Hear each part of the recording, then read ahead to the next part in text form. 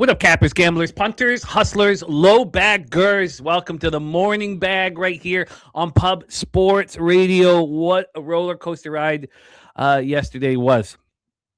Intense, very intense. Today is going to be a very different from that, but I have attacked the card ruthlessly.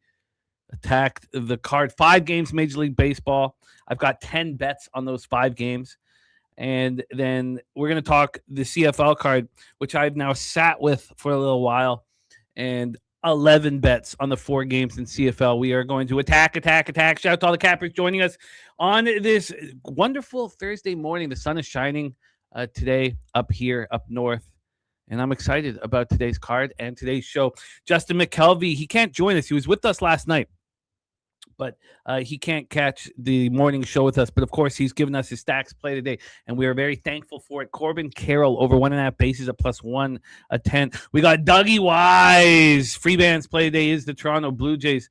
We talked about it a lot last night, that the Sharps were going to be on the Toronto Blue Jays today.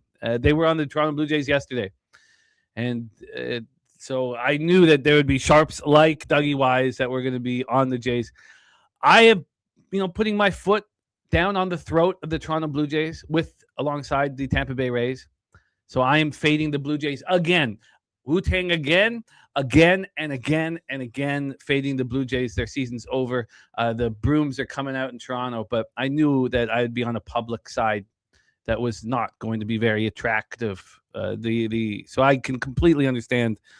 But now I have moved 3 bets on that game, so we'll talk all about that. Lychee's ready to go. TJ is on Arizona St. Louis under 8 and under 4.5. I'm right with you, but I got the under 8.5.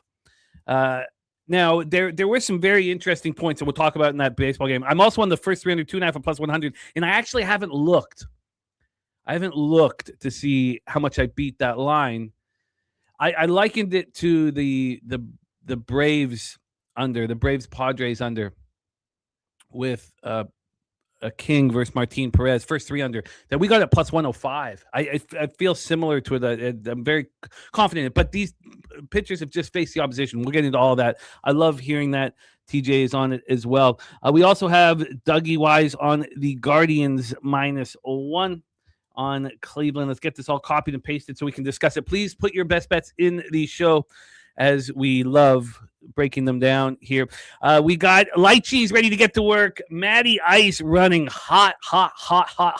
Taint is running hot, and Taint is in. We will discuss it as well. KC, Detroit under 8.5. Man, Bear, Pig in the house. We've missed you, and we love you, man. Wine Time Sports, the great Wine Time Sports, ready to get to work. Nice says, do you like the team total over 4.5 for the Braves today? We'll discuss it. I've had some concerns. I had a lot of concerns about that baseball game, but one of the concerns was that I was possibly leaving money on the table, by not fading whom TJ calls gas canning, who I won't call gas canning, our friend Griffin. But we'll talk all about that. And he says you will like that 8.5. It's down to 7.5, and the first 5 is down to 4, which means that the first 3 under 2.5, which I got a +100, and TJ knows how bad the first 3 lines are at Bet365. I'm sure. Let's hope it's -135 here.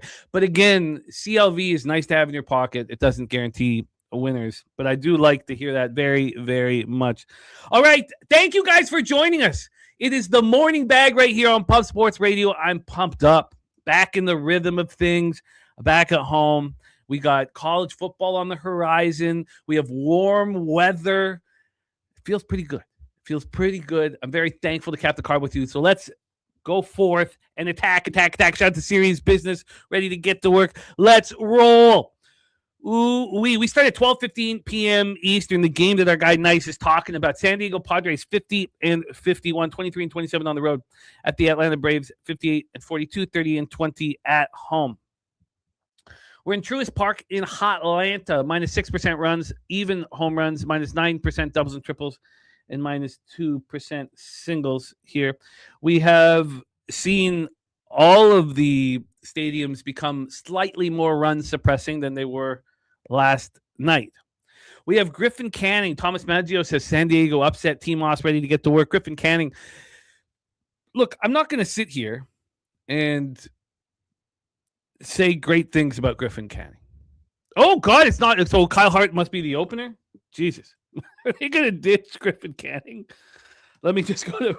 I can understand why they would get some concern here.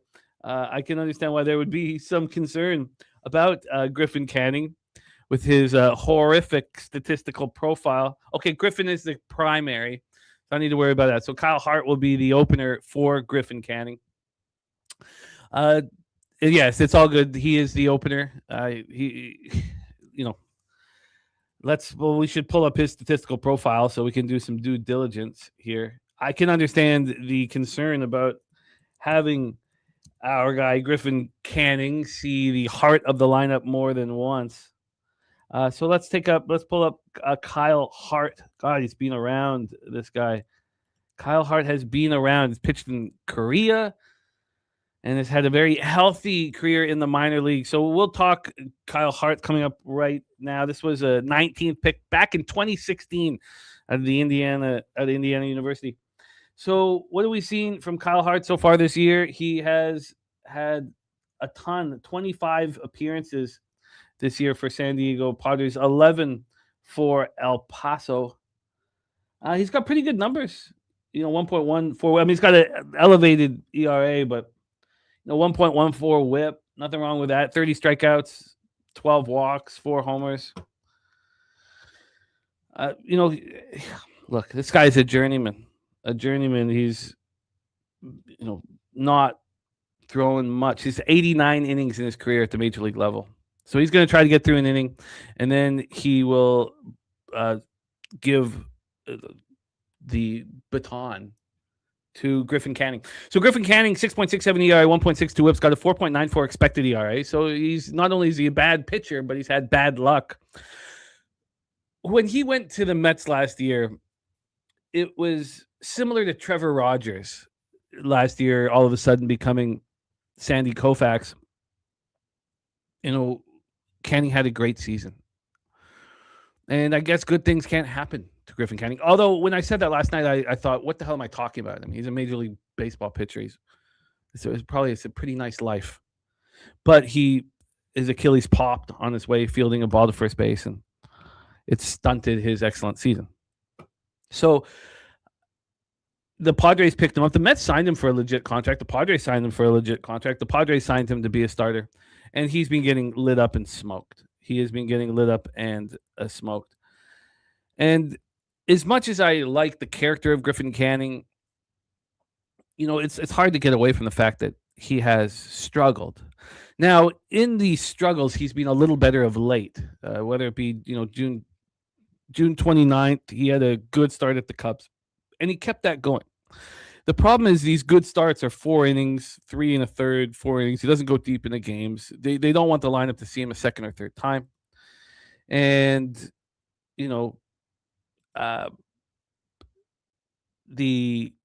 he's a very susceptible pitcher, but he is pitching a little better over the last little while. His last start was not a good example of that. 6-1 loss at the Royals, Saturday, July 18th. He allowed 4 runs, over 3 2/3. He doesn't get strikeouts. He needs soft contact. He needs to be fortunate. The balls need to be hit where players are.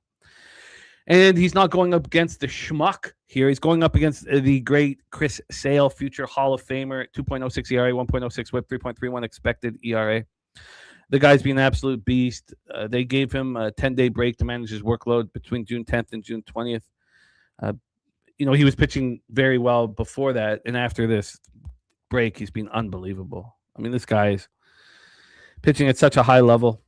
He's allowed 4 earned runs over those 5 starts since the break. He is just extremely good.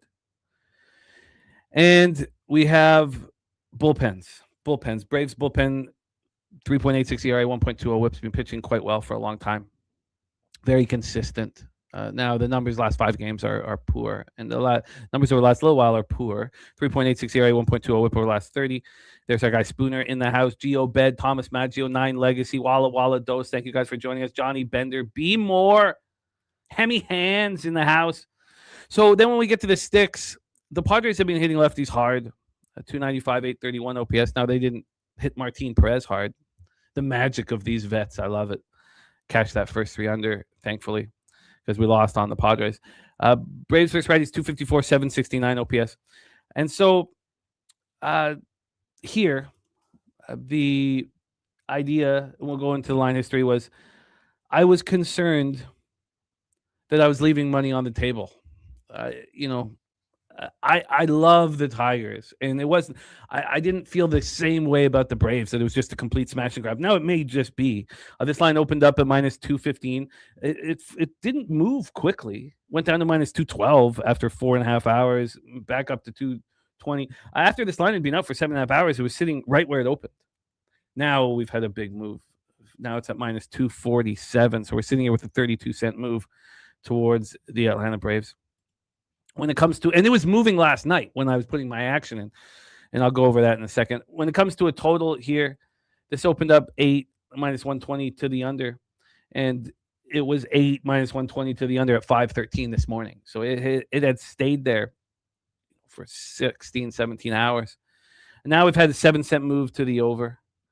And so I moved on the first 5 minus 1. I waited, we talked to Josh Witt last night. Josh Witt was on the minus 1. I could have got the minus 1 at a minus 159. I just didn't deem that as appealing. And maybe I'm wrong here, as just the first 5 minus 1. Now, the first 5 minus 1 was minus 110 when we were talking about it on the show. When I went to bet it after the show, it was a minus 1 at minus 115. And that's what I did. So I'm on the first 5 minus 1 at a minus 115 and minus 115. And it really was more of being nervous that I was leaving money on the table. I didn't, look, come on, we got to make this money. And just because I have some sort of, just because I like Griffin Canning doesn't mean he's not gas canning, as TJ calls him. We have 89% of the tickets, 81% of the cash on Chris Sale.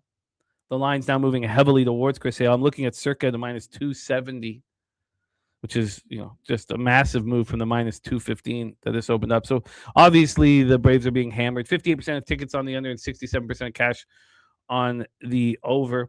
Unfortunately, this won't be one of the games that Troy Torrance gets to talk about on his big show, closing lines at 5 p.m. But you have to assume that not only this, but the Tigers could be in play here. But you have to assume that Troy Torrance would call the Atlanta Braves here the cash cow play of the day.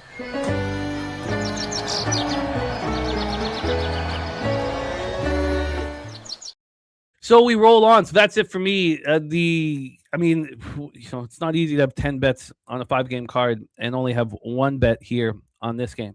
But I have accomplished that. Let's roll on. Thank you guys for joining us here. Pub Sports Radio Morning Bag. I'm pumped up, man. I'm pumped up. I'm excited about working with you guys each and every day. Get back into the routine. Let's move on to Twinkies Guardians. We're at Progressive Field in Cleveland, Ohio for this one. And Progressive Field's minus 2% runs, minus 11% homers, minus 1% doubles and triples, and plus 1% singles. And so, Spooner and I are big fans of Kahneman, the psychologist, and his books, Thinking Fast and Slow, and The Undoing Project. And then there's so many scholars that follow Kahneman and have written their own books on the subject of cognitive biases. And I think the cognitive biases are so important with what we do because the subconscious messes with you. And I love Taj Bradley. Everybody knows that I love Taj Bradley. And I thought that Gavin Williams was going to be the ace of the Guardians this year. Taj Bradley's coming off of a bad start. That never really concerns me. These things happen. It was at Wrigley Field against the Cubs. And, these things happen. He shut down the Guardians back on July 7th. And that was in the midst of a really strong 5-start run for Taj Bradley. He was placed on the IL for right pectoral inflammation back on May 9th. And it looked like it was still affecting him for a while. And then he, got over it and started pitching really well. And now he's coming off a bad start. Gavin Williams is a 4 ERA, 1.15 whips, got a 4.39 expected ERA. Look, he was very, very good last year. 3.06 ERA, 1.27 whip. Now his whip's lower this year. His K to walk ratio is better this year than it was last year. The problem is he's allowed 20 home runs already this year. It's clearly he's not having the season that he had last year. Dougie Wise is on the Guardians -1. Thomas Maggio says he loves Taj here. We got Lucas Ryan, Midwest Margins in the house. So back to business. We have Gavin Williams. Now he pitched here against the Twins his second to last start, July 9th. They gave him the 9 days off around the All-Star break, and he shut down the Twins. Now, Sharpie talked about that lineup on our nightly bag last night, and he said that lineup on July 9th that the Twins rolled out was a backup lineup. And as soon as Sharpie saw the lineup, he hammered the K-props for Gavin.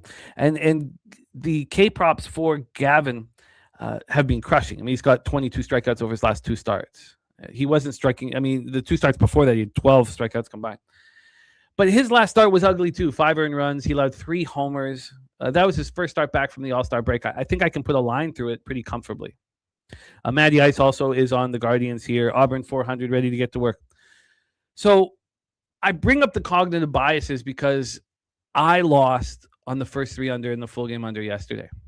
And it was a horrible loss.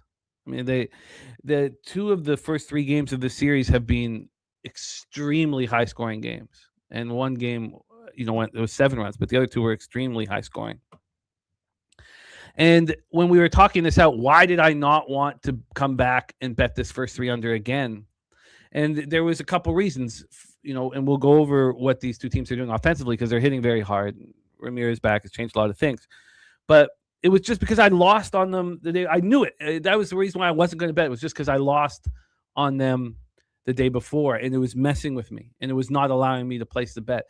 And we all have this happen. You lose on a bet. If you bet it again the next day, it's going to cash, but you don't bet it the next day because you're like, well, these guys screwed me over, and it's your subconscious taking money out of your bankroll. Now, there are legitimate issues here. First off, we'll talk about the bullpens and then the sticks. Let's talk about the sticks here because you can see them on the graphic. So it's cool to keep the sticks up. We have 2 teams that are raking righties. Guardians versus righties last 30 days, 274, 768 OPS. And look at that trajectory. It's just the rolling numbers. We're just going up and away. The Twins have been hitting hard all year long, 260, 761 OPS versus righties.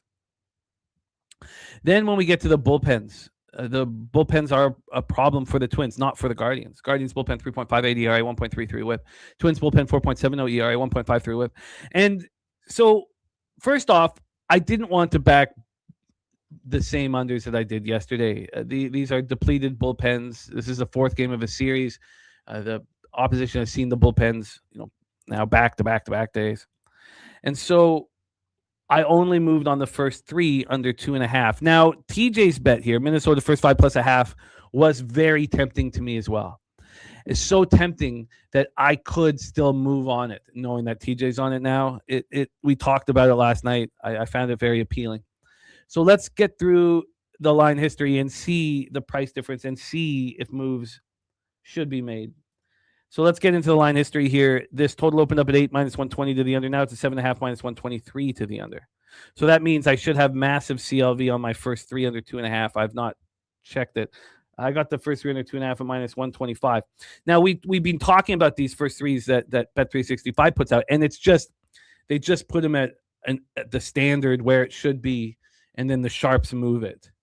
And so I've been a little more comfortable attacking lines that are out of whack when they first come out. I'm not comfortable attacking lines that don't make sense after they've been available for 16 or 18 hours. Those are the spots in this show, on the morning show, where we then bet the opposite. We take overs, first 5 overs. So this, I haven't looked at these CLVs yet. I was focusing on CFL this morning, but it's not moved. Why?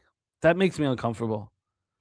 This full game totals moved heavily, and yet this first 3 is sitting at 2. I should have a huge amount of CLV on this, so And it doesn't make sense to me and makes me extremely uncomfortable. Yuck. God. So we've moved a half run plus to the under. Let's get to the money line here for this spot. On the money line, we have an 18-cent move towards the Guardians for minus 120 to minus 138. So an 18-cent move. Now, in old times, Gavin Williams was a bulldog at home. He just hasn't seemed to play that role this year. We have 76 and 81% of the cash here on the Guardians. And then on the total, I have here 58% of the tickets on the over and 63% of the cash on the under here on Wager Talk right now, on the Wager Talk board, the Odds Logic Light board. So let's take a look here at the price difference. So we've seen the 18-cent move. Oh, and I haven't been looking at price differences this morning.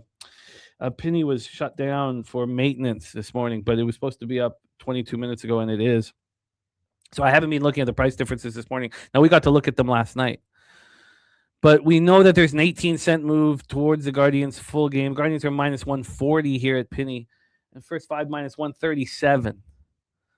So the Twinkies are a plus 129 full game. First five, they're plus 119. Huh. So we've seen the movement towards the Guardians full game. I wonder if the first five will tell that same story. It's not. This first five has not moved a cent. Opened up at the 112, plus 112 here for the Twins at Bet Online. It's still there. Well. The plus a half is minus 123. It certainly is appealing. It certainly is appealing, that first five plus a half. Let's just quickly touch on Gavin Williams' home starts here. Swiggy, do you mind putting up Gavin Williams' profile here so we can see the splits with home and road again for Gavin Williams? His last start at home, he allowed 3 home runs. Now, I think we can put a line through it. Because of, first start after the All-Star break, still had 11 strikeouts. I mean, you can see his numbers, home ERA 3.45 compared to the road ERA at 4.55. So we go back to the home start before that, 3 earned runs over 4 2/3 versus the White Sox. White Sox are hitting righties a lot harder than lefties. He allowed 3 runs, only 2 earned, but only got through 5 innings at home versus the Mariners. I mean, so then if we compare that to the road starts here that we've seen Taj Bradley have, the last start of the Cubs was bad. Then he had the 2 straight home starts where he looked good. Then he shut down the Astros in Houston. He had 2 earned runs over 5 innings versus Arizona in Arizona. Not great. I don't know. I understand why one would bet it. I understand why you are on it, TJ. I have some interest in it. I'll see if that becomes more. So Bill Fay in the house. Okay, so let's roll on. Lex Steele joining us. Great to see you, Lex. Let's roll on. Next ball on the board here is Rays Blue Jays. This is such a fascinating game where, I knew the situation. I want to go right to the cash flow here because I haven't looked at it this morning, the cash flow of this one. So it's 69% of the tickets and 91% of the cash on Tampa Bay. I'm surprised that we have 91% of the cash. I really thought that the sharper big bets would be coming in on the Jays here. I thought that. And that's not the case. So let's run through here. Tampa Bay Rays 58 and 42, 23 and 27 on the road. At the Toronto Blue Jays 46 and 55, 25 and 29 at home. Rogers Center, Toronto, Ontario. It's funny when it comes to fading your team. Nobody does it better than you, and there are times where you just know your team is heartless, that is devoid of character. That I guess the Dodgers pulled the heart out of the Toronto Blue Jays last fall. And, passed it around as an aperitif. The Jays just haven't been the team this year. And on Wednesday, it was clear the sharp action was on the Jays. And all of us up here in Toronto, we didn't care. We didn't care at all. You fade Toronto. The Rays are a cutthroat group that keeps attacking. And they know that they have their foot on the throat of an AL East rival, and they're stepping down. and I will step down too. So it was very easy for me to move on the Rays. The line went from minus 103 up to minus 120 for the Rays during the game. And then when the Rays scored those 3 runs in the 6th inning to take a 4-1 lead, they ended up winning 4-2. The line moved back to the Jays. And we know people make bets that don't believe that the sweep is going to be in play and all that stuff. That's all well and good in April and May. But it's now the end of July, and this is a divisional game. And the Rays want to kick the Blue Jays out of the door. And Dougie White says they're not going to lose every game the rest of the year, no matter how heartless they are. I don't know if that needs to be said. I don't think the Jays are going to end up 46 and 116, if that's what you're asking. They're 46 and 56 right now. So, no, you're right. The Blue Jays will win some games this year. Let's talk about Ian Seymour, the pitcher for the Rays. 6-2, 4.79 ERA, 1.17 WHIP. He's got a 3.67 expected ERA. And the last few appearances have been bad. You know, he lost at the Red Sox. He only made it through 3 innings. Start before that at home versus the Mariners, 5 earned runs over 3 1/3. The start before that on July 7th, 3 earned runs over 5 1/3 at home versus the Yankees. So, you know, that's he was rolling before that. Absolutely rolling. And, you know, the start before that, 6 innings, 1 earned run, 5-2 win at the Royals. Start before that, he was a primary. That was when 13-2 win at home over the Royals, 6 2/3 didn't allow a run. So, you know, putting this all together, the elephant in the room is the Jays haven't been able to hit left-handed pitching. And we'll get into that in a little bit. But that makes me trust that Seymour can have a bounce-back start or look better here. Then we have Shane Bieber, 5.70 ERA, 1.73 WHIP. He's got 8.56 expected ERA. You know, we've barely seen him the last few years. And,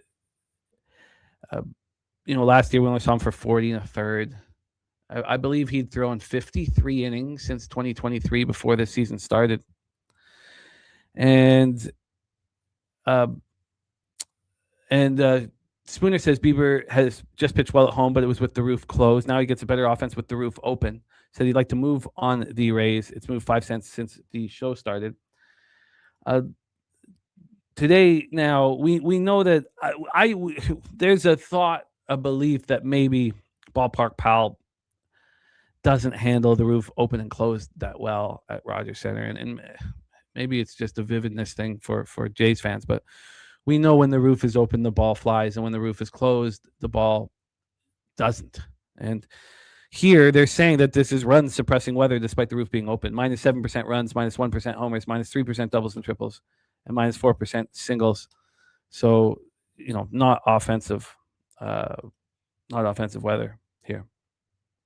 So let's talk about Bieber a little bit more. So he got off to a really bad start, in the July 4th start at Seattle was horrific. 7 earned runs. He was allowing a ton of home runs. We know his velocity's not, you know, he's throwing 90 and 90 and a half, 91. And when you do that, you just can't make mistakes. When you make mistakes, they go yard.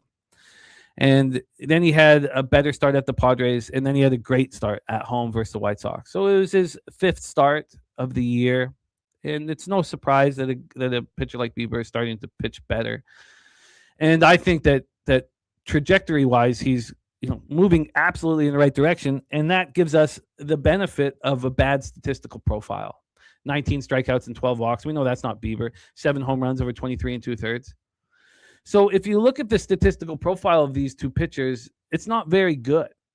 When you dive deeper, you start thinking, well, these guys can pitch really well. Rod Zwacky always giving us great angles and trends. He told us that before yesterday's under, these two teams had played to 6 straight overs. And let's get to the bullpens. Jays bullpen, 4.11 ERA, 1.27 WHIP. It hasn't been very good. And the problem now is a bunch of them are knowing that they're going to get traded now at the deadline. The Rays bullpen has been spectacular. 3.05 ERA, 0.89 WHIP, being very, very strong. Let's get into this. Oh, and then with the sticks, again, look, the Jays are the worst team in Major League Baseball against left-handed pitching. Last 30 days, 198, 589 OPS. It's a big issue. It's a big problem. It's a big reason why their record is what it is. And the Rays are dominating righties, 269, 797 OPS. When you're in a 4-game series and one team has won the first 3, if they're not in division or if it's interleague, or if they're, some interleague games matter because, sometimes, have like teams, the White Sox versus the Cubbies, and obviously they care. And, Yankees, Mets, there's some spots where obviously they care. But a lot of times I don't think they care that much. In division, the Rays care so much about putting their foot down and stomping. And here, let's get into the full game. We have, wow, look at that. I love this. Bookmakers move the Rays back to minus 113. Oh, this is great. Heritage minus 111. The sharper books have the Rays more expensive. Circa has the Rays as a favorite at minus 108. Okay, that's great. That is all wonderful. Bet Online has moved it to minus 106. So this was a plus 100 last night, 10:30. I got in on the minus 103. Then let's get to the cash flow, which we opened with. We don't need to hit this again, but we saw with the cash flow that the big bets are coming in on the Rays, and the money is on the over. And WY's is right. Every dollar is on the Rays. The Jays have 31% of the tickets and 9% of the cash on them. So, okay, I wonder if I can do this. Let's just see the comparison to yesterday. I think this could put me more at ease. So yesterday, 75% of the tickets, 78% of the cash was on the Tampa Bay Rays. They were a clear public spot. Sharps were on the other side, and it didn't matter. Now, I wanted here the Rays.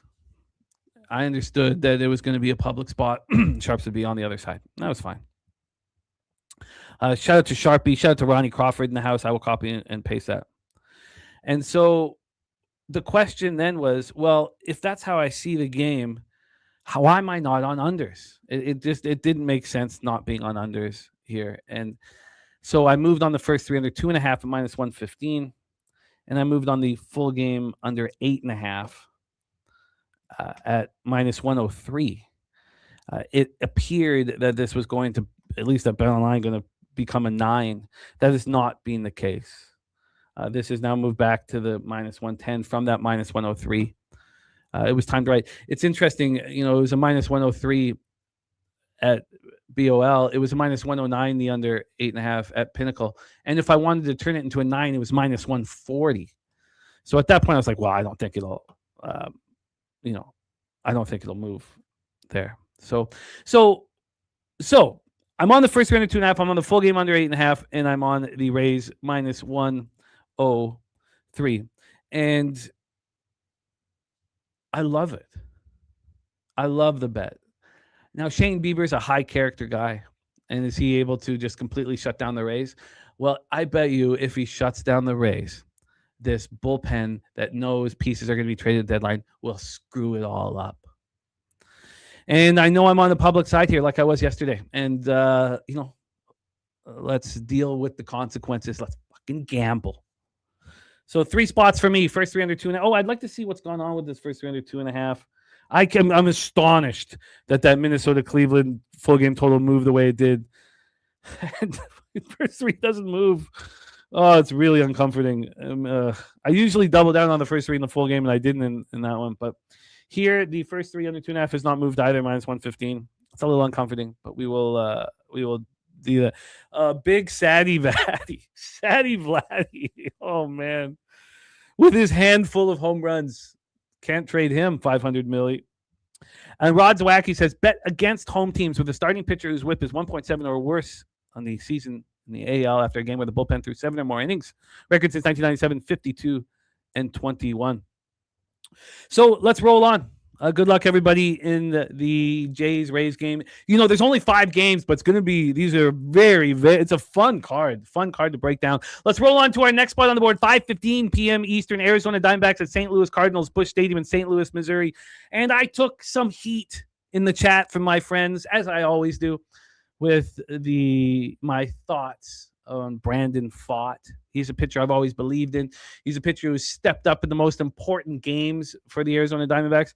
And he's a pitcher who was pitching so poorly that he was not welcomed into the starting rotation. And that was tough to watch. My friend Brandon Pfaadt struggle. He's kept that smile on his face. Before we talk too much about Brandon Pfaadt, we should talk about run-suppressing weather here at Busch Stadium. It's minus 10% runs, minus 22% homers, minus 6% doubles and triples, and plus 6% singles. Our friend Brandon Pfaadt here. Brandon Pfaadt was sent to AAA Reno. Now, when he went to AAA Reno, they told him, look, we want you back in the starting rotation. There was injuries to the starting rotation. I'm sure they didn't say that. I'm sure they said, look, Brandon, we believe in you. I'm sure they did. I could have written the script for them to say to Brandon.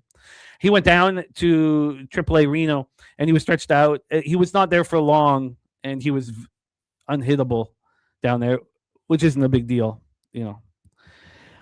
Then he came back up on June 30th. So he went down on June 4th. He came back up on June 30th. And try not to read the comments about my friend Brandon Pfaadt. There were some good ones from Spoons and the boys last night. TJ following suit. But he's been very good these 4 starts since he's come back up. He's gone 5 1/3 in 3 of them and 5 1. So he's not going deep in the games. He's not allowing very many hits, and he is allowed 5 earned runs in these 4 starts. He's allowed 1 home run in these 4 starts, and he has walked 1 batter in these 4 starts. Jermaine in the house, great to see you. So I am on unders in this game. Now, what is the problem with Brandon Pfaadt? Well, he just shut down these Cardinals. Well, shut down might be a little much, but he kept them at bay. 2 earned runs were 5 1/3. He allowed 6 hits. He struck out 3. He didn't walk a batter. The 5-3 win at home versus Cardinals. Now, when you expect pitchers to do the same thing when they see a lineup again, it's uncomfortable. And Mark Sosowski talked about it, and I'll tell you why I think it's capable and possible that they do this. Michael McGreevy here on the other side, 2.92 ERA, 1.10 whip. He's got a 5.33 expected ERA. And Spoons gave us some very interesting ideas how or why the expected ERA hurts ground ball pitchers. McGreevy is one of them. He's a pitcher that preys off of soft contact. Look, the expected ERA has been this elephant in the room, and I almost want to stop talking about it here. It's just why? Why do I need to keep talking about it? He's pitching so well. Look at these last 4 starts, all quality starts. He's allowed 4 earned runs in the 4 starts. I mean, this guy is as professional as can be. He's very good. In that last start versus the Diamondbacks, he went 6 1/3. He allowed 1 earned run, solo shot. He allowed 2 runs in total, but had some bad defense behind him. And, he shut them down. And when we get to the bullpens, the Diamondbacks bullpen is back to being very good again. 3.24 ERA, 1.10 whip. The Cards bullpen, there was a time when we thought they were really good. And then they had a poor June, at least the first half of June. And now, or I guess maybe it was the second half of June, actually, now I think about it. But they had a poor June, and they're back to pitching really well. Now, we were shocked at how good the bullpen looked early. We talked about Ronnie Loft in the chat, how good the bullpen looked, which was a surprise to us. So the bullpen 3.24 ERA, 1.10 whip here. Mark Sosowski says his entire year at home has been elite. When is regression and xERA going to catch up? These are very valid questions from Mark, who's great capper. Follow Mark at Don't Throw Fade on X, at Don't Throw Fade. I'll pop it in the chat. He's a must follow here. And shout out to Ty Clinton here. So, with all this being said, the elephant in the room in this baseball game is these are the 2 worst teams in Major League Baseball versus righties over the last 30 days. And now the Diamondbacks aren't exactly the second worst. The Cards are by far the worst. The Cards versus righties last 30 days are hitting 207 with a 583 OPS. The Diamondbacks are hitting 226 with a 682 OPS. So this is more run-suppressing weather than, playing in Phoenix with the roof closed. This is more run-suppressing weather at Busch Stadium today. So I moved on unders.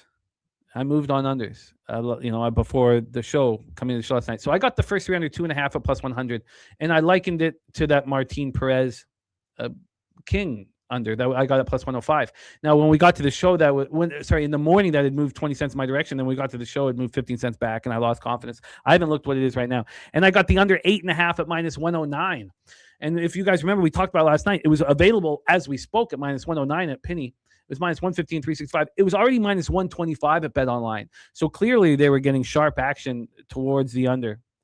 And we thought that it would continue to move. Let's take a look at the line history now. We're down to a 7.5. So we've beaten the move by a full run, which is great.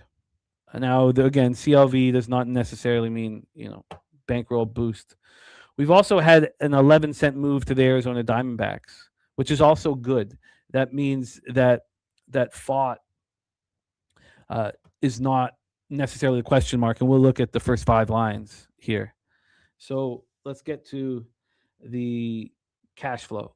Let's get to the cash flow here for our 4th spot on the board. You have 62% of the tickets and 88% of cash on McGreevy and the St. Louis Cardinals. 69% of the tickets and 81% cash on the over. I mean, it sets us up for a very... clearly we're on the sharp side here. And again, what does that mean? It doesn't necessarily mean that much, but we're on the sharp side.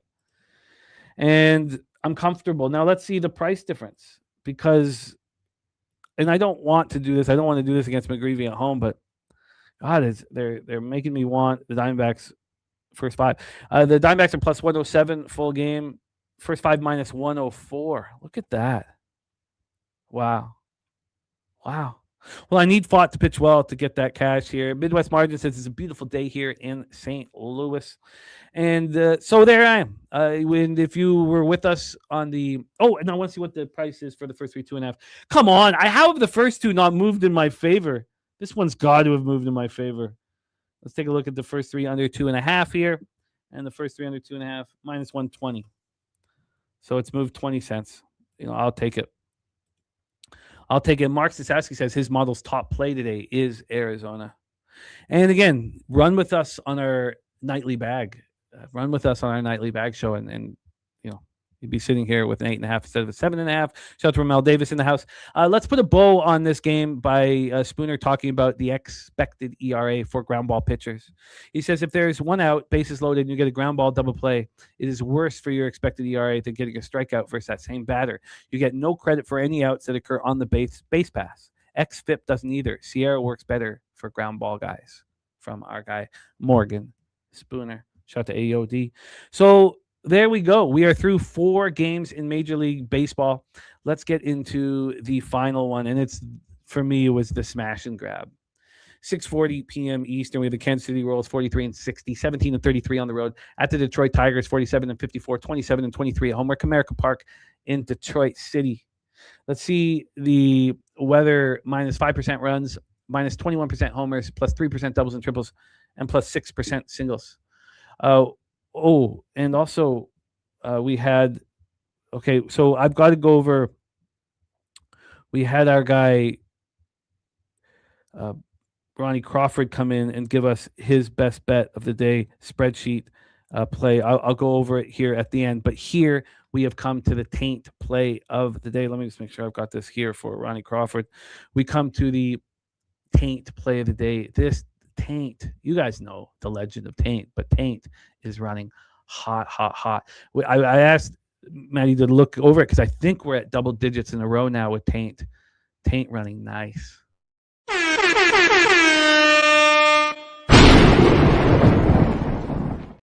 The Taint play of the day is the under 8.5 here. The under 8.5. 8.5 in the Royals Tigers. Taint is in.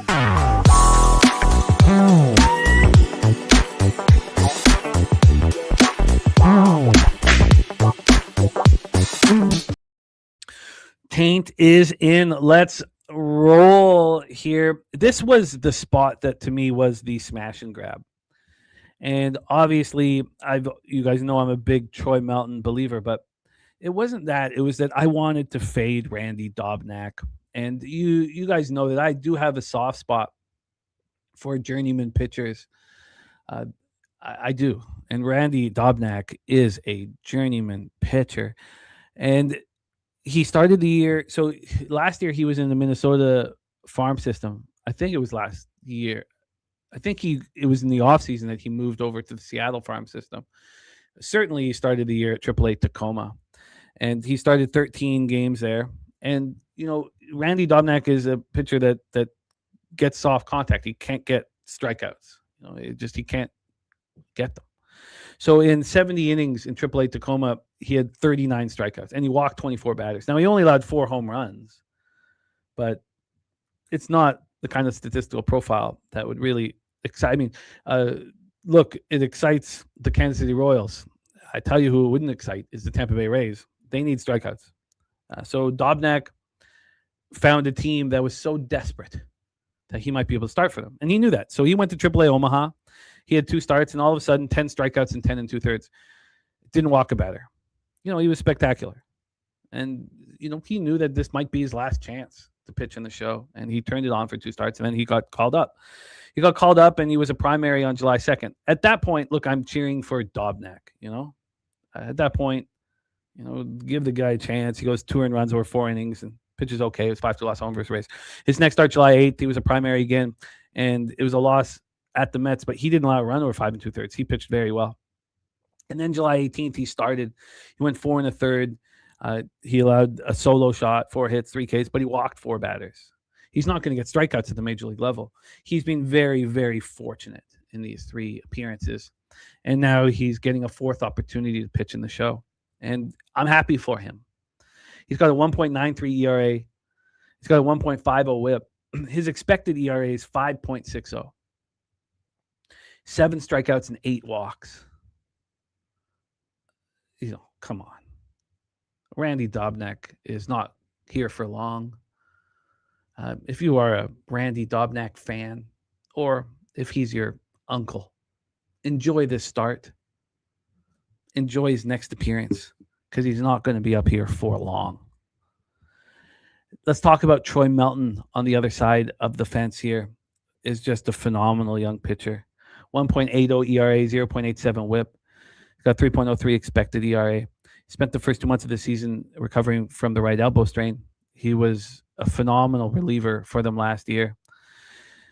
They knew he was going to be a part of the starting rotation this year. So he missed 2 months, had the rehab starts at Lakeland and Toledo, and looked incredible, unhittable, 0.69 whip. Came up in the majors for May 24th. His first 2 starts were very good. Then he went 8 innings in a 7-2 win at the Rays, allowing 2 earned runs. Looked very good. And something happened. He tweaked this back a little bit.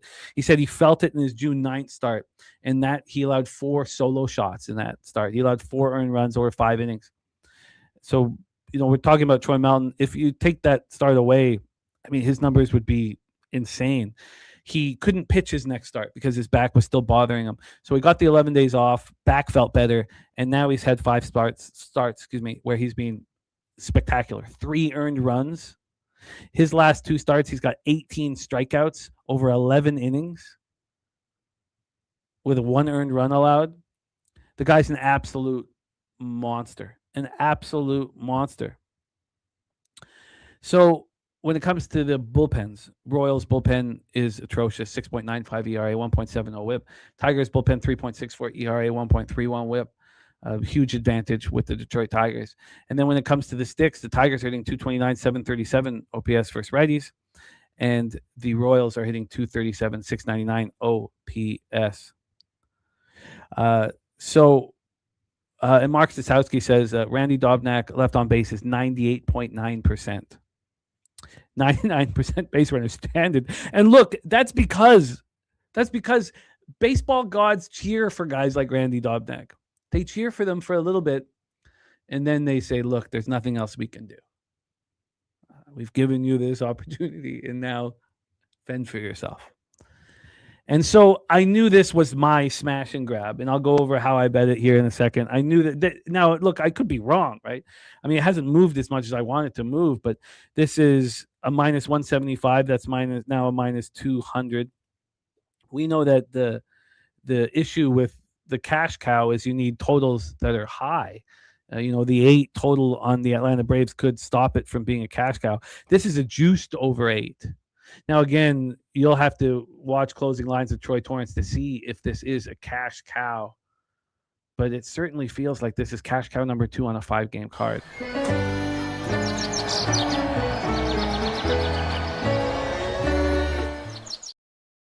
Deacon Mike says, when are you starting a GoFundMe for Dobnak? Look, I know. Dobnak, look, these guys have had pretty nice lives. We don't need to worry about their lives. Dobnak's probably doing pretty good, man. If he has to pay for it, who cares? He's got a lot of money. Enough money. Maybe not a lot, but enough. Royals are not hitting righties. Tigers are hitting righties. I see an advantage in every single element of this game. There is not a spot here where I do not see an advantage. Now, you could say, look, the Royals finished their game earlier last night than the Tigers did. So they got into Detroit before Detroit Tigers. Okay, there. Okay, you got me. That would be the only one that I would see here. This total is moving very fast to the over. Is it because of Melton? Or is it because of old Duber? I don't know if that's his nickname. 462 says, now he's got me feeling sorry for old Duber. Spooner says, took Melton over outs last night and moved 50 cents on that book. Says, love this spot with a tax bullpen with a young arm with no limits. And Matty Ice says, I love the Tigers to score first here. Says he's tailing me on that. So these are the bets that I made, and I knew I wanted to invest here. And I moved on. Now, I was trying to decide what was the better look here. And yes, the Detroit, very public. Thank you for popping this up. 85% of the tickets, 92% cash on Detroit. And a lot of money on the under. And this total's skyrocketing. It would make me nervous if I was on the under. But I'm just focusing on Melton. So I was like, okay, so how do I bet this? Do I want the first 3 minus a half? Do I want the first 5 minus a half? What if Duber pitches well for 3 innings? Do I want the full game -1? How was I going to bet this? And I kept, sitting with it. And I took Detroit to score the first run. And I think this is something I want to use more. I do utilize it 3 to 5 times a year, but I think I could use it more when I have the home team that I really believe in and a great pitcher on the mound that I'm sure can get rolling here. So I took Detroit to score the first run. I got that at -109. Be curious to see what that is now. I'm sure it hasn't moved that much. Let me just take a look at what it is now. I got it at penny. It was -120 at the time. It was -120 at the time. No, it's -118 now for the Tigers to score the first run. And the Royals are -103. At the time, the Tigers are -109 and the Royals were -111. So that's moved in my favor, as you would expect with the line moving towards them. So I took Detroit to score the first run instead of the first 3 minus a half. So I took Detroit to score the first run at -109. I took Detroit first 5 minus a half at -132. I took Detroit full game -1 at -139. And it is my most confident spot on the board here. GeoBed says it's safe to say your favorite spot today is Detroit. Yes. Yes, Detroit on the -1 line. Now, let's just see exactly how much that would cost. You don't want to give a best bet that's now -158. Wow, that really moved. I guess for a -1 to move that dramatically. So I mean that's not really bettable now. So then I guess Detroit first 5 minus a half. I mean that's going to be less vig, but yes, Detroit's my favorite spot on the board. Let's see what Detroit first 5 minus a half is now. Tigers first 5. Oh my God, that's -159. Ooh-wee. Look,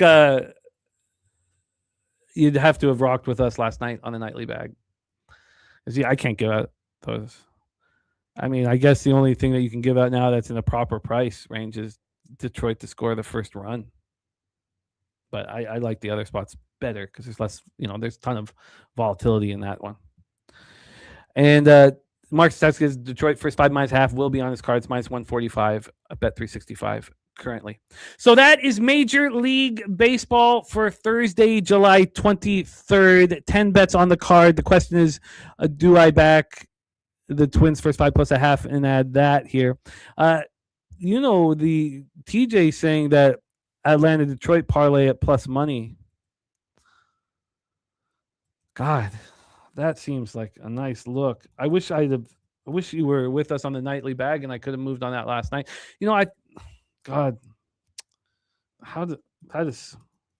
That's moved so so heavily here. Huh. Why? God, I could have used you last night. Could have got way less vig on that one. That makes a ton of sense, TJ. A ton of sense here. A ton of sense. So then the question is, do we add yes, I'll go over that, Thomas Maggio.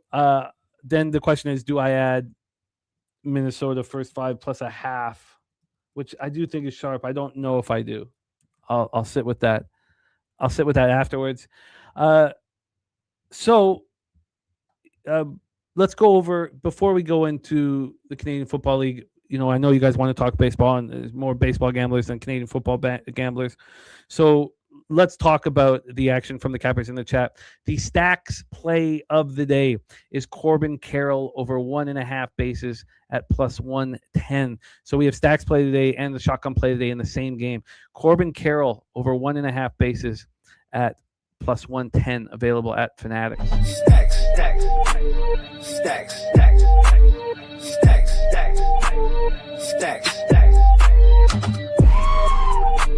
stacks, stacks, stacks, stacks, stacks, stacks, stacks. The free bands play today is the Blue Jays minus 106. TJ's heavy on Arizona St. Louis under 8 and the first 5 under 4.5. Ron Crawford's shotgun play of the day is the St. Louis Cardinals.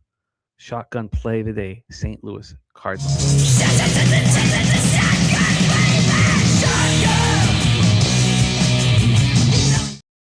So there we go. Let's get into the Canadian Football League, as I have attacked these games with great vengeance.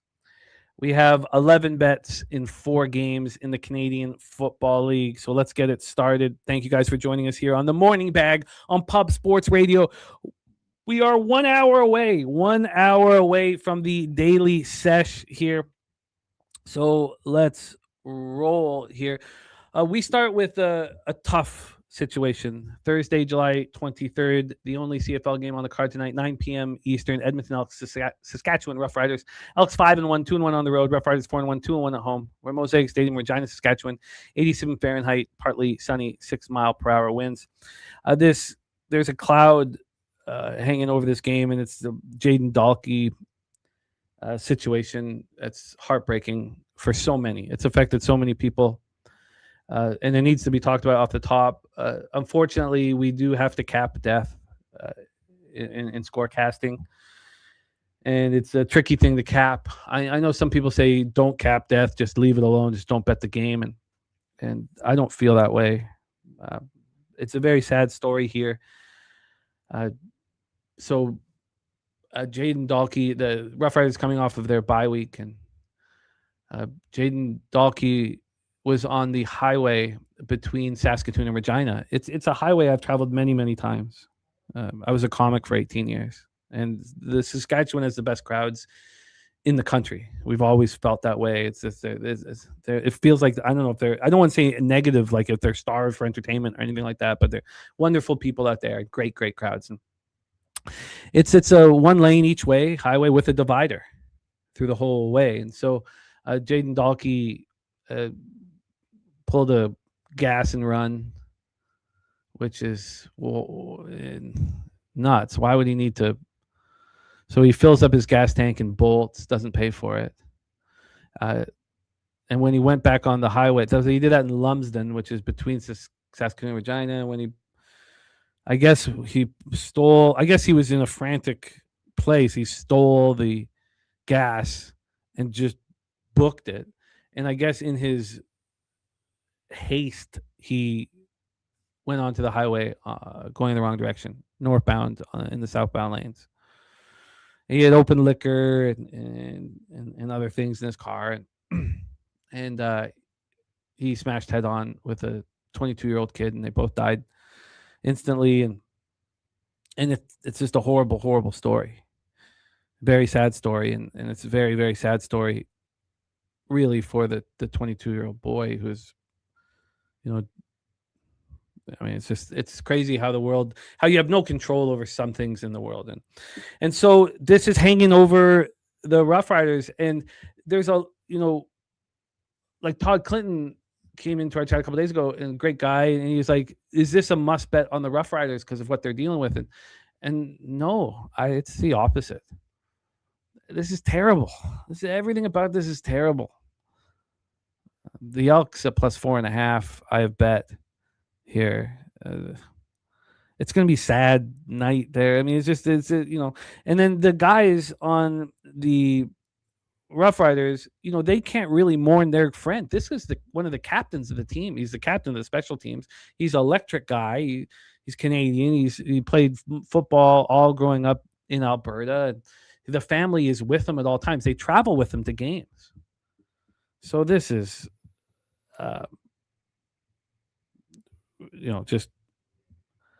they're not able to completely mourn the way they probably want to because they're a little uncomfortable with the situation around the death. Okay, so there you go. Let's just get that out of the way. The Elks come in off an underwhelming 19-17 victory at home over the BC Lions. The Lions had lost Rourke in the first series, and Chase Bryce came in. And we'll talk about Chase Bryce when we get to the Lions game. But so the Elks have Justin Rankin, a phenomenal running back. And the BC Lions, the reason why I I thought it was the right move, moved on the Lions at plus 750 to win the Grey Cup, was because of how great their run defense is. Now, their pass defense is the worst in the CFL, but their run defense is so strong. So Justin Rankin has 100-yard games against every team in the CFL so far, and then he's being completely shut down by the BC Lions. I mean, annihilated by the BC Lions. So that's the opposite of Saskatchewan. Their run defense is weak. They're allowing 101.8 rush yards per game, and now they have Rankin coming to town. Rankin's run for 522 yards, 7.05 yards per carry. He's great catching out of the backfield, 343 receiving yards.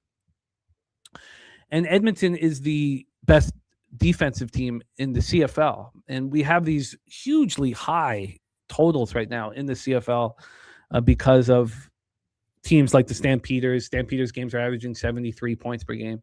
The Alouettes can go score for score if they need to. They can do whatever you want them to do. But the teams have been put huge numbers in Stampeders games. And now we're 11-1 in our last 12 unders. 11-1. Which is great. But I've not been seeing things very well sidewise so far this year. And this is an important week for me. And this is the time of year. I mean, we have back-to-back years of double-digit ROIs in the CFL.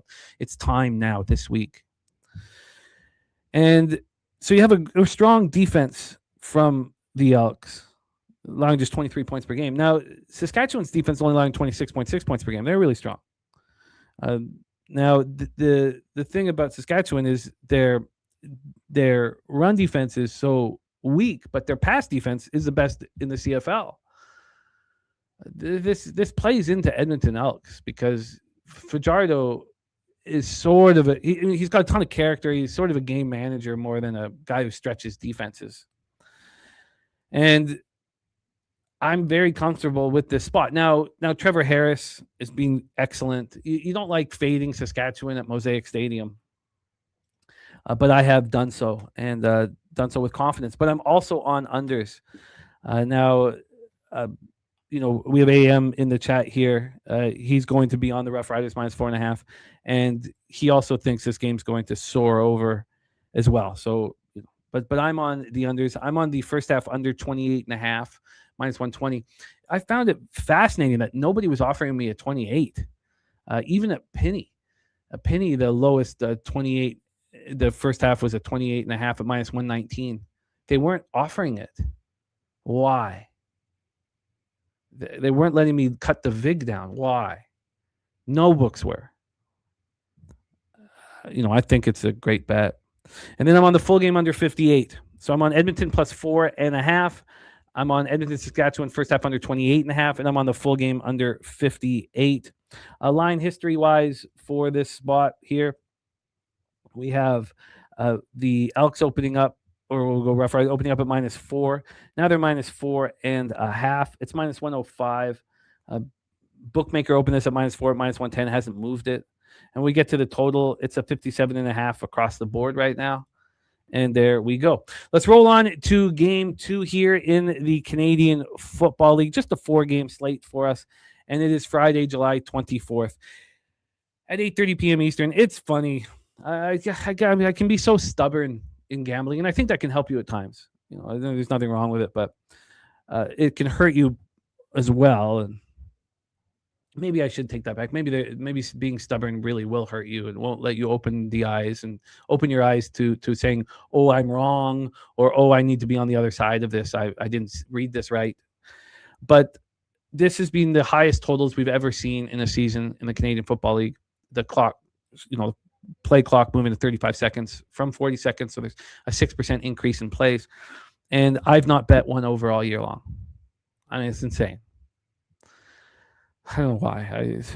Why don't I just let go and I know that I'm an under better, but this is my first over of the season. Calgary Stampeders, Winnipeg Blue Bombers. I'm on the over 60. I'm also on the Stampeders. It has a lot to do with line functionality, but and I don't know if I even posted it last night. I didn't. Let me just check here. Is it on? I don't think I posted it last night. So I've got to post it. I'm also on the Stampeders at +1.5 at -110. So I've got to post it, and I guess it was just it's late. Took me a long time to get to place the bets last night. It's always trickier to place the bets. Easier to talk about them. It's more when you're like, okay, I've got to invest in this spot or not. So here I'm on the Stamps +1.5 at -110. I find it interesting, and I think that you guys would as well, that a team that's 2-4 and is going up against a team that's 4-2, and the team that's 2-4 is just a 1.5 point dog. This total is at 60. It's -115 to the over. It's only moved 5 cents to the over. A lot of books have 60.5s. BetOnline doesn't. This +1.5 is available still, -110. And thank you, Diobed.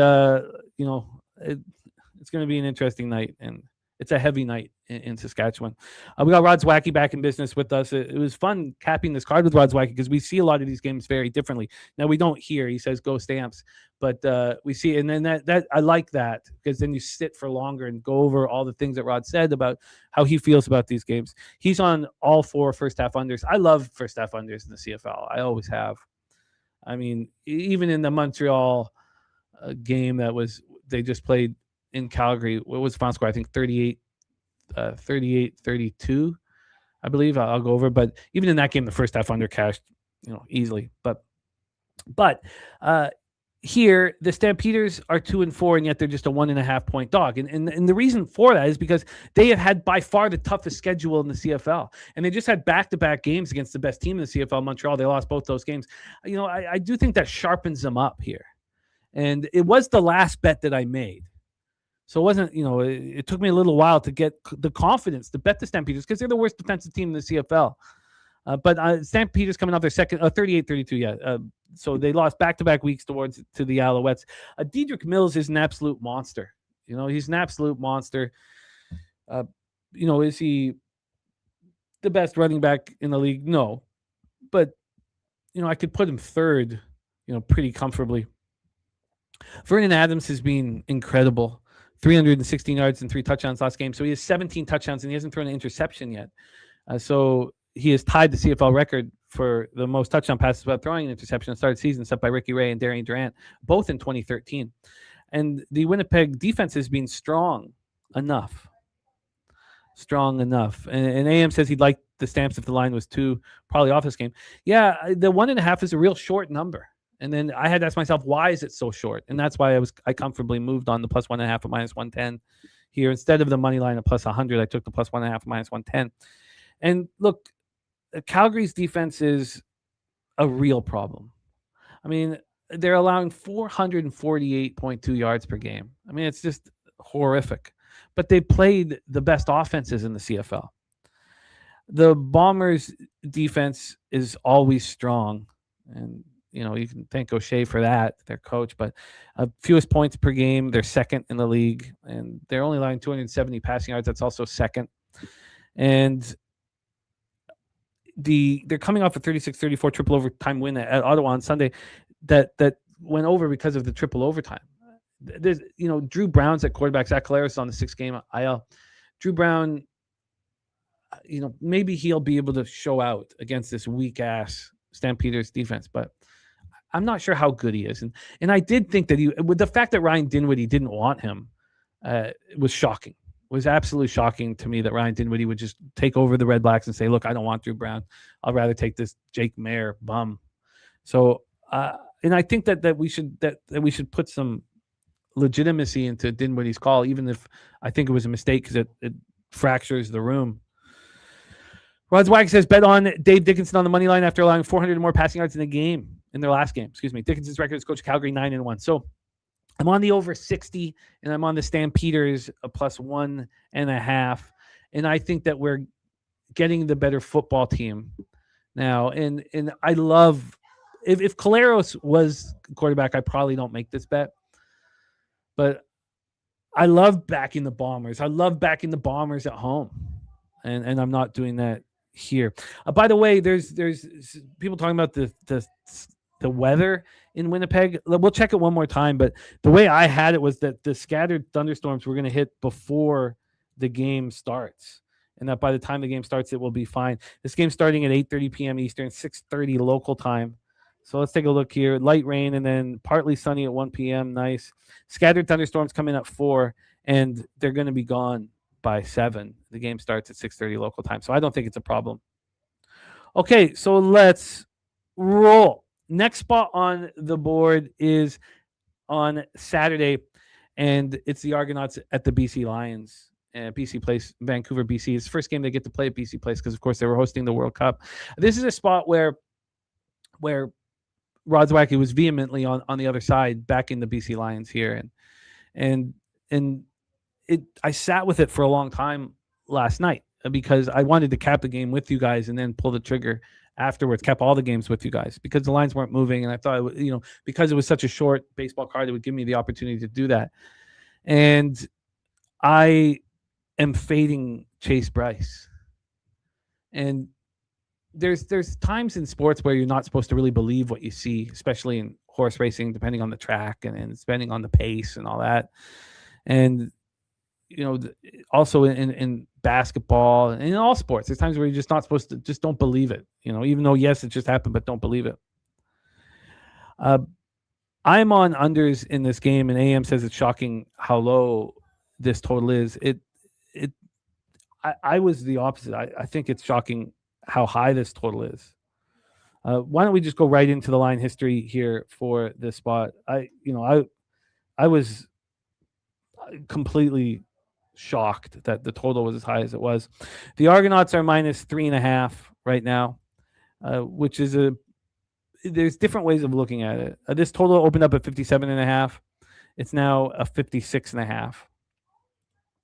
And let's talk about the Argos here. They're coming in off a tough 24-23 loss at Hamilton on Saturday, and it's the bye week in week 9.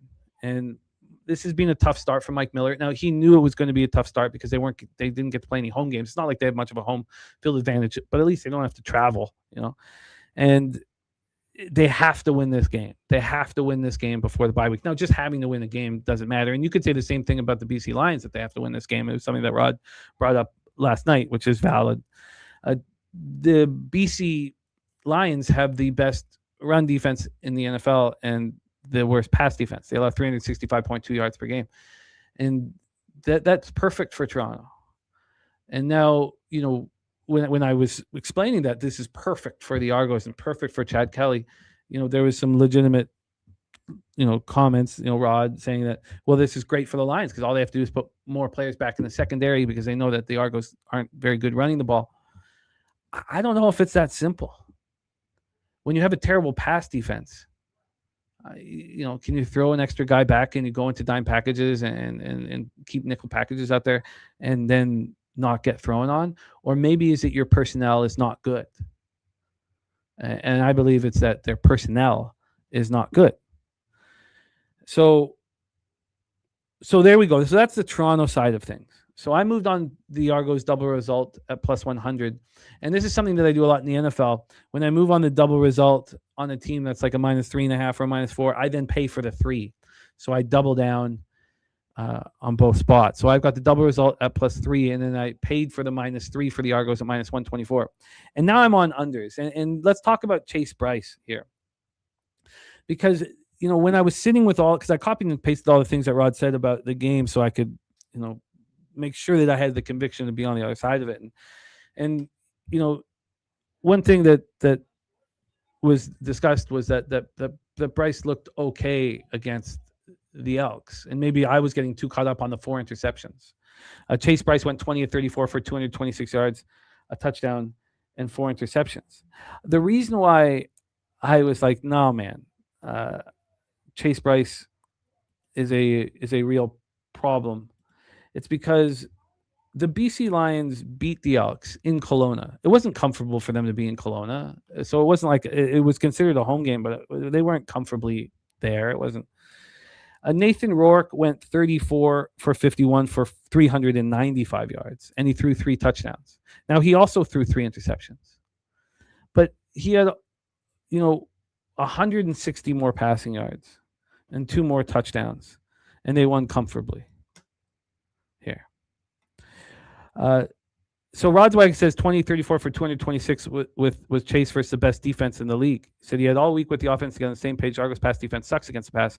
Argos give up 400, 300, and 216. Chase will have 300 plus passing yards here. Chase could have 300 plus passing yards, and I'll still cash all my bets. I believe. So, yeah, he could have 300 plus passing yards, and I don't think it changes anything here, personally. I mean, what would it matter if he has 74 more passing yards? He threw 4 interceptions. Let's talk about Chase Bryce. So you guys remember Chase Bryce. He was the backup to Trevor Lawrence in 2018 and 2019 at Clemson. He was the 3rd stringer out of camp, and then Lawrence's backup transferred because Lawrence beat him for the job. And then there's a belief that he would not have made the team or been on the team if his uncle Mickey Kahn, who was the safeties coach at Clemson, wasn't there. That his uncle got him the opportunity. He was there. He was the backup in 2019. Didn't see much time, and then he transferred to Duke. He was terrible at Duke. 2-9 in 2020. Duke was trash. He was trash. He transferred to Appalachian State. He was good for 1 season. Before he returned to the land of mediocrity. So I don't believe this is extremely difficult, the CFL. It's a wide field. It's so hard. We've had we had PJ Walker try to resurrect his career up here. PJ Walker had a much better career and much more potential than Chase Bryce, but he couldn't do anything. He couldn't even be a backup. He couldn't handle it. You can't throw across the field. So this is fun. This is the fun part. So when the Ticats lost Bo Levi Mitchell and Jake Dolegala came in, we faded the Ticats in every single way we could. We backed the Roughriders every single. And look, the difference between these quarterbacks who know what they're doing and the ones that don't is massive. Is absolutely massive. And so I'm extremely excited about this football game, and I don't, cherish being on the other side of this here, the other side of Rod. And Rod has another thing about betting against Toronto. It says bet against Toronto on the money line versus poor defensive teams, giving up 29 or more points per game. Toronto's record since 2024, 0-6. And it says Argos love to play down to the opponent. So this is fun, and I'm not trying to sell you guys anything. You have Rod on one side, and then you have AM who is on the other side of me in that Alex game, and he's on the doesn't understand the total. I think this is all falling into place for making money. And I've got 4 units on this football game. Argos double result. Argos -3, first half under, and the full game under for me. Let's roll on to the final spot on the board, and I have to remember to post the stamps. Excuse me, almost sneezed there. I have to remember to post the stamps. Let's talk about Ticats Alouettes. We're at Percival Molson Memorial Stadium, Montreal, Quebec. 76 Fahrenheit, clear, 6 miles per hour.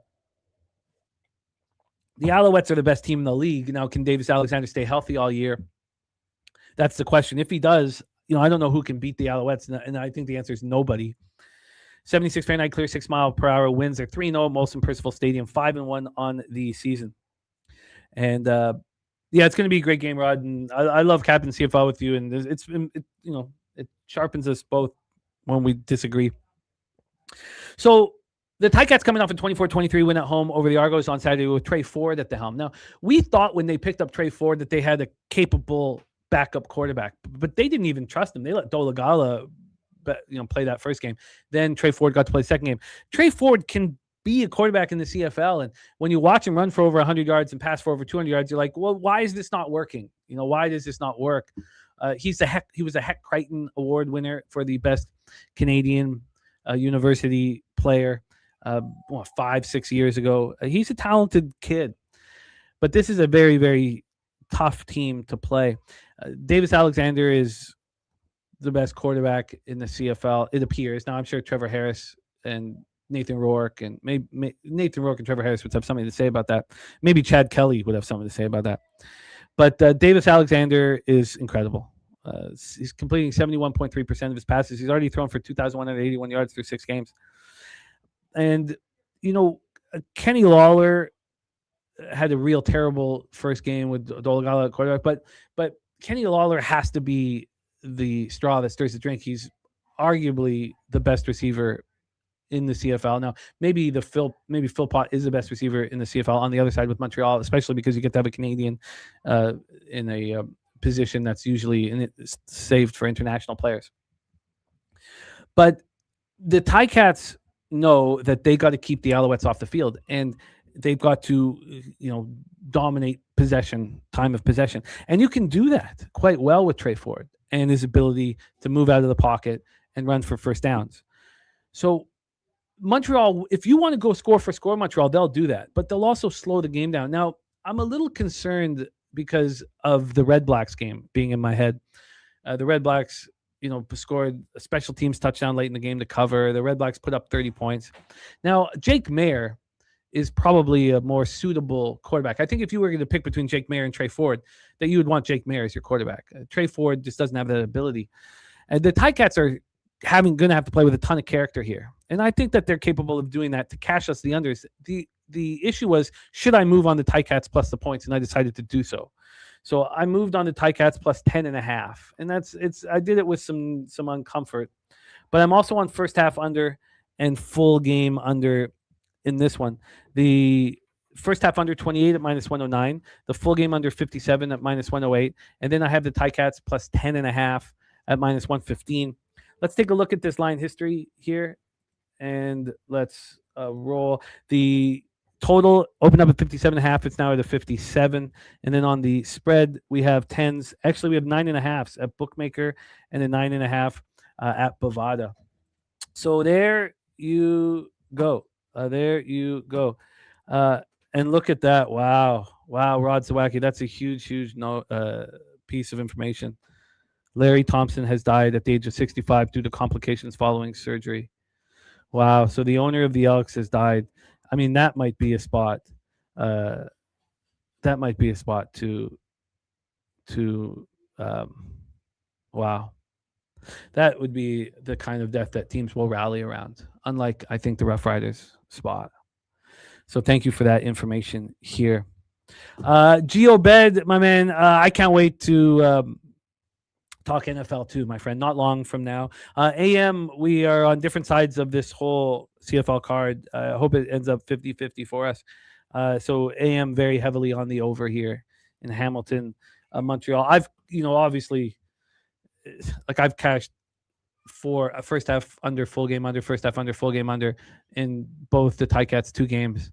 without Bo Levi Mitchell at quarterback. I really, really believe, and we'll see how this goes, but I really believe that that it's the best. When we started the year, it was the best group of quarterbacks the CFL's ever had as their starters, and possibly the weakest group of backups. And I think we'll see that. Now, Trey Ford is the best backup of all of them. Maybe you'd say Drew Brown is, and that would be valid. That would be legitimate. But we thought Drew Brown was a starting quarterback at the time. But again, I digress. All right, there we go. That is our show for today, and that is my card. 9 games. Now, we only have 6 games today. In those 6 games, I have, at this point, 13 bets. The question is, do I move on more of them? That is the question. Do I move on more of them? The Braves-Tigers moneyline parlay that was brought up by TJ seems to make a ton of sense and should probably be bet. And then do I also bet Minnesota first 5 plus a half? I think I could stay off of it. But I can understand. I feel like there's a hype that the probability is pretty high in this spot here. So I'm pumped up about today's card. Thank you guys so much for rocking with us. We are 34 minutes away from the daily sesh. Let's do a quick review of action.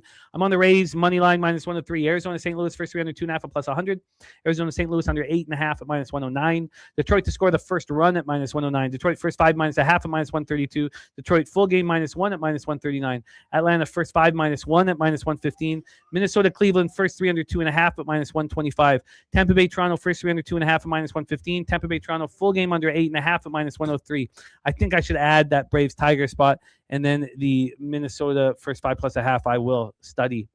Then I haven't posted the Stampeders yet, so I've got to do that, and I will do that here right after the show. Thank you guys so much for rocking with us. We went over all the specialty plays. Of course, Taint, KC, Detroit under 8.5. Stacks, Corbin Carroll over 1.5 bases. Free bands, Blue Jays -106. TJ is on the Arizona St. Louis under 8 and Arizona St. Louis first 5 under 4.5. Ronnie Crawford, shotgun play of the day is on St. Louis. His spreadsheet play of the day in the CFL is on the Elks.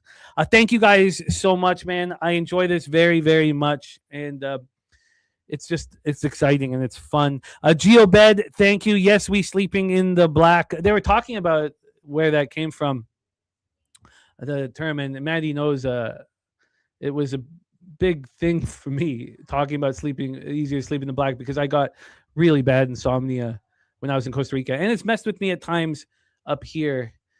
When I'm not succeeding, and because there's consequences, and there's real consequences, and that's part of the excitement of gambling. And when those consequences start rearing their ugly head, I can't sleep. And so that's where the term came from. And shout out to our guy, Matty Ice. Thank you guys for running with us. GeoBed, Steve G. Man, Steve G, it's almost our time of year, my friend. TJ, my man, says most confident cap in CFL. Yeah, the Elks plus 4.5. I think that's the best bet on the board. But I also really, really like the Argos. So I've doubled down. I didn't, double result in -3.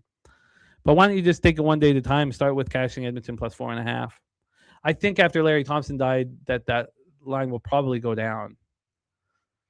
God, it's going to be a weird football game. I mean, it's I can't even think of a more uncomfortable football game with Dahlke and then with Larry Thompson and shit.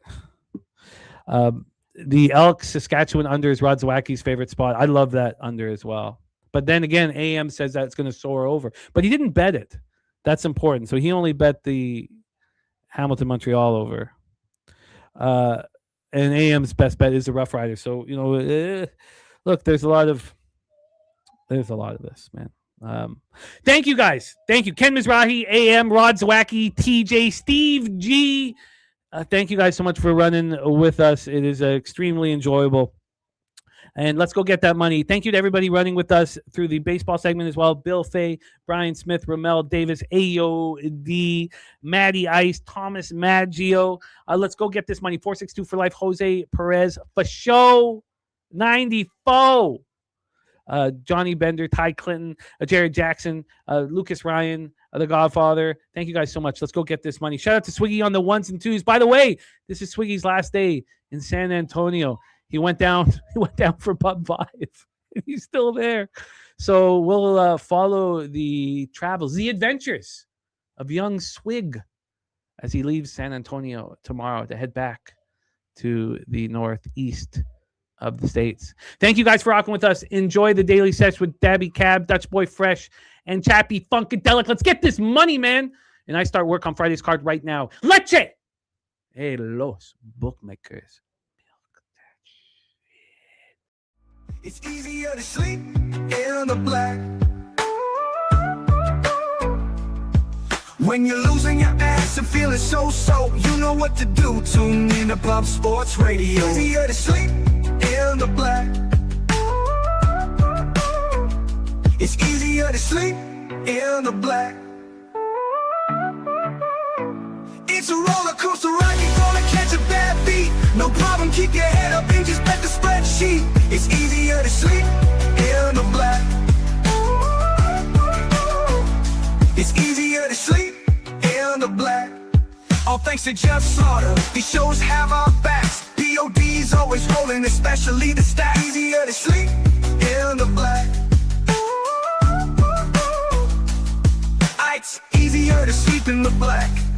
We got Jimmy, Jose, Dabby and the fam, Dutch Wine Time, Spooner and OG Wham. So hit the like button, don't say that you can't. If you know what's best, just put your money on tape.